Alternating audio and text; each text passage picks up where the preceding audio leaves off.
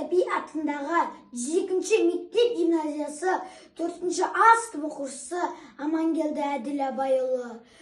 Жетекшім Рахима Бакировна. 3 бақытым. Мұқағали Мақатаев. Ең бірінші бақытым халқым менің, соған берем ойымның алтын кенін. Ол бар болса, мен бармын, қор болмаймын, қымбаттырақ алтыннан нарқым менің. Ал екінші бақытым тілім менің, тас жүректі тілім мен тілім дедім. Кейде дүниеден түнілсем де, қасиетті тіліммен түнілмедім.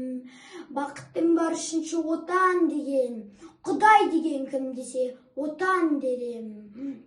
Оты сөнген жалғанда жан барсың ба, ойланбай-ақ кел тағы отал менен.